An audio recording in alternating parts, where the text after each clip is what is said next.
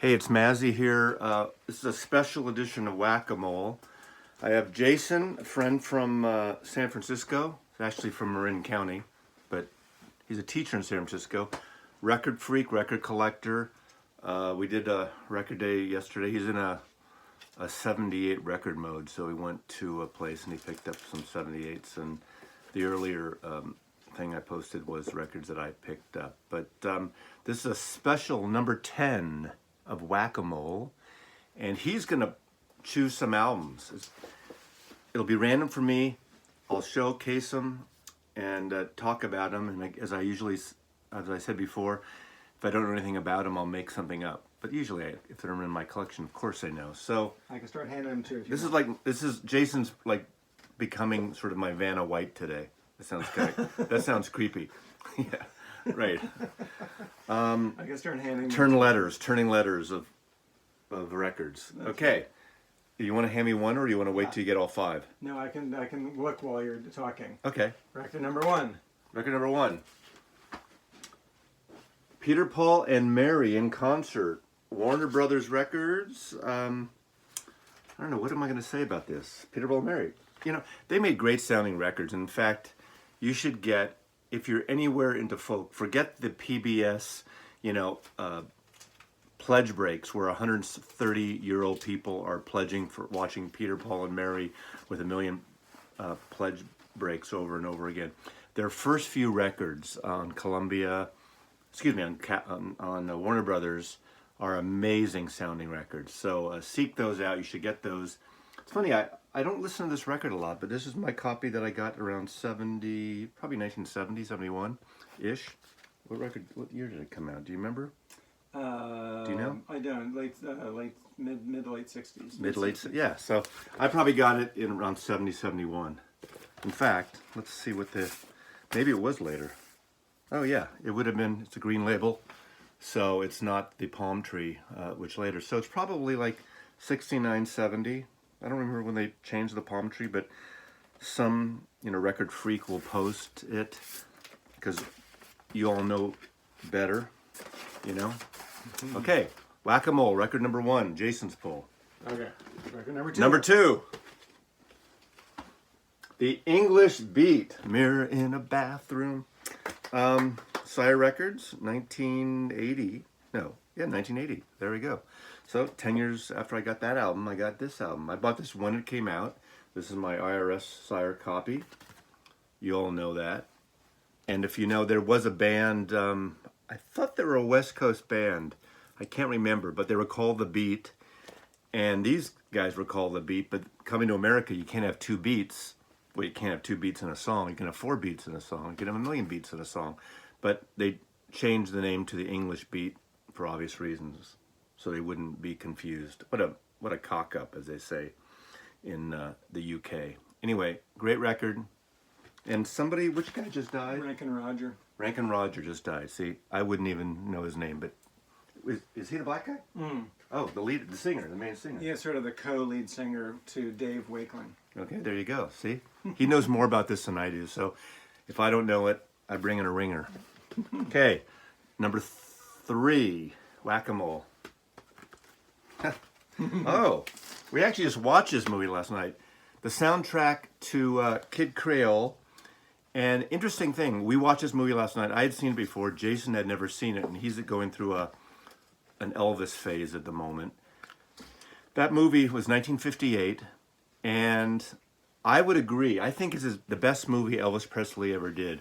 And a couple of interesting trivia facts. It was directed by Michael Curtiz, who directed Casablanca.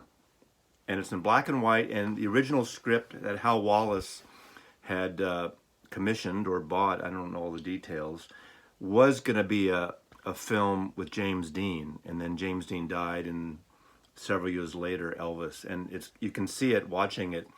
It's shot on location in New Orleans, and obviously great music, amazing music. In fact, the song Crawfish, Google it right now and watch that on YouTube. And listen to that song Crawfish, right? Yeah, it's fantastic. It's amazing. I mean, everything's great on this. But he's doing he's trying to be a James Dean type of actor, a little Marlon Brando, It's kind of like Streetcar Names Desire-ish. Vic Morrow's in it, I think probably just off of, or a couple years off of, well, probably 3 or 4 years off of Blackboard Jungle. But great soundtrack. Highly recommended. Again, probably his best film. Okay, right. black and white, beautiful film. Ah, is this number 4? We're at number 4. 4. Apple Records recording artist Ravi Shankar. Actually, this is the Apple Records soundtrack to the film Raga with Ravi. You say tomato, I say tomato. Is it Ravi? I think it's Ravi. Yeah, we think it's Ravi. Remember Ravi Duck? No. Oh, it was a animation or Really? a kind of a almost yeah. Anyway, whatever. I digress. Okay, this has a beautiful book in it. Look at a young Ravi. Again, great record, great soundtrack. Look at the typeface here. You Beatle freaks will recognize this typeface and this lineup. That's exactly like All Things Must Pass. Did you notice that ever? No, I didn't notice that. Oh, yeah. It's exactly like that. The track listing. In fact, Tom Wilkes is the designer who also did All Things Must Pass design. Nice. So we talk about, you've seen those videos about photography and everything.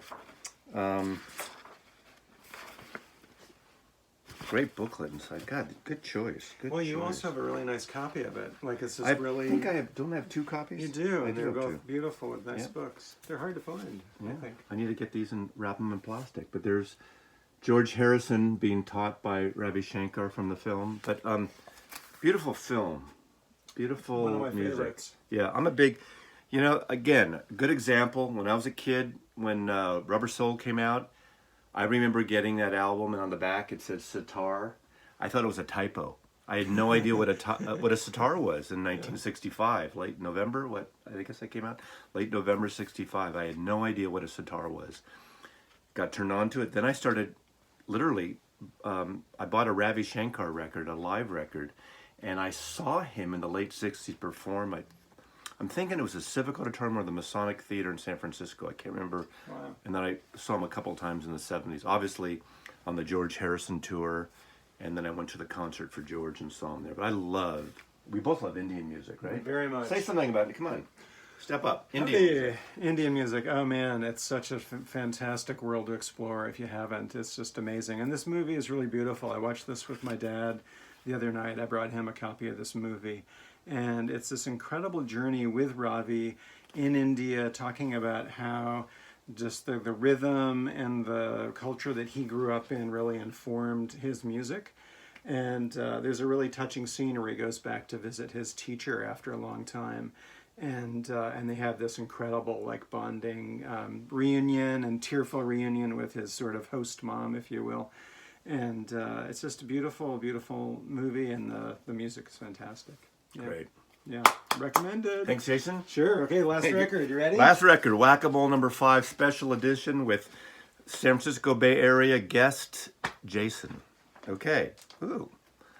Columbia Records, Gunfighter Ballads, and Trail Songs. Of course, Marty Robbins. Again, I've said it before, I'll say it again. As a kid growing up, I didn't know this song until I heard the Grateful Dead do it. It's strange. Which song? El Paso. They did El Paso, okay. and they did Big Iron. This is a later pressing. I don't think I ever had it. I got this, again, record store days, so it was sort of in the 70s. So it's not 6i or any of that, or the red label. It's the 70s. But it sounds great. And I mean, this is one of those records I'm sure all of you know. Even if you're not into country or the cliche of country, it's cowboy music. A must-have record. You all need this record. Okay? I think since Jason's here and he's going to the airport later, let's do a bonus round. Pick one more record. At random. At random. Drum roll, please. Oh, drum roll. Oh, shit. I have no idea what this is. But it's signed. Okay. Oh, it's Laurence Juber. It's Laurence Juber. It's autographed by Laurence Juber. This came out like in '84. You know who Laurence Juber is? Come on, Beatle fans. Who's Laurence Juber? Laurence Juber was a short-lived member. Is that how I would say it? Short-lived member of Wings, Paul McCartney and Wings. Unfortunately, he got screwed out of it because he was on the album Back to the Egg. He's on the cover of Back to the Egg. Yeah.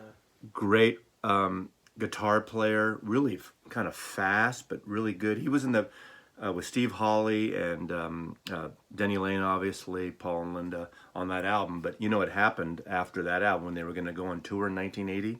Remember what happened that spring? Or was it early that year? Paul McCartney should have said the dope was Linda's. It's hers. I didn't put that in the suitcase. He spent, 11 days in a Japanese prison jail, and the Wings tour was canceled, and it was the first time that Paul and Linda had been separated, ever, I think. Ever. And after that, Wings was no more, and then, after that, that year, John died, and the following year he did Tug of War. Mm-hmm. And actually, that year was also the year McCartney 2 came out, I believe. Yeah, I think so. Yeah. That would have been 82, right? Anyway, Laurence Juber solo album. God, I haven't heard this in years. Anyway, great guitar player. He lives in L.A. And that's it. So, Mazzy out. See ya. Nice to see Jason you. out. Thanks for watching Whack-A-Mole number 10. Take care. Have a great weekend.